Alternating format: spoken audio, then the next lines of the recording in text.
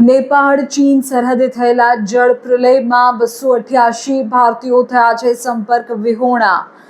તિબેટમાં ફસાયેલા યાત્રાળુઓને ઉગાડવા માટે યુદ્ધના ધોરણે રેસ્ક્યુ ઓપરેશન ચાલી રહ્યું છે। વિગતવાર જાણકારી તમને આપું તો નેપાળ અને ચીન સરહદ પર અચાનક આવેલા વિનાશક પૂરના કારણે સ્થિતિ અત્યંત ગંભીર બની ગઈ છે।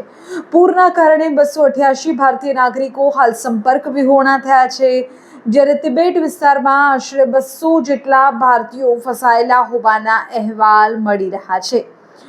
કુદરતના આ પ્રકોપ વચ્ચે ભારતીયોની સુરક્ષાને લઈને ચિંતા વધી ગઈ છે।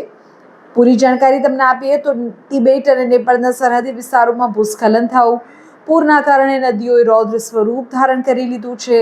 આ કુદરતી આફત વચ્ચે કૈલાસ માનસરોવર અને સરહદી વિસ્તારોની મુલાકાતે ગયેલા ભારતીયો માટે મુશ્કેલીઓ વધી ગઈ છે। તાજેતરના અહેવાલો એવું કહે છે કે 288 ભારતીયો સાથેનો સંપર્ક અત્યારે તૂટી ગયો છે। તિબેટના ઊંચાઈવાળા વિસ્તારોમાં 200 જેટલા ભારતીય યાત્રાળુઓ અને પ્રવાસીઓ એવા છે કે જે અત્યારે પણ ફસાયેલા છે।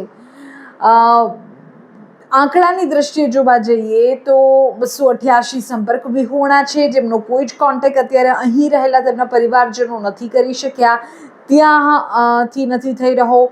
તિબેટમાં પણ 200 જેટલા નાગરિકો ફસાયેલા છે। ભૂસ્ખલન, રસ્તાઓનું ધોવાણ અને સંદેશ વ્યવહાર નેટવર્ક જે છે એ ખોરવાઈ ગયું છે। આ સિવાય હવામાન અને પહાડી વિસ્તારોમાં રસ્તાઓ ધોવાઈ જવાને કારણે બચાવ કામગીરીમાં ભારે વિલંબ થઈ રહ્યો છે।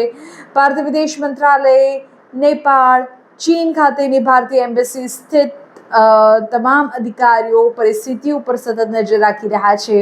ફસાયેલા નાગરિકો સુધી ખોરાક, તબીબી સહાય અને સુરક્ષિત રેસ્ક્યુ માટેના તમામ પ્રયત્નો અત્યારે કરવામાં આવી રહ્યા છે। ફસાયેલા તમામ ભારતીય નાગરિકોને સુરક્ષિત બહાર લાવવા માટે અત્યારે યુદ્ધના ધોરણે તંત્ર ત્યાં કાર્યરત છે। આશા રાખીએ કે વહેલામાં વહેલી તકે આ તમામ વતન, દેશ પોતાના ઘરે, પોતાના પરિવારજનો પાસે પરત ફરે।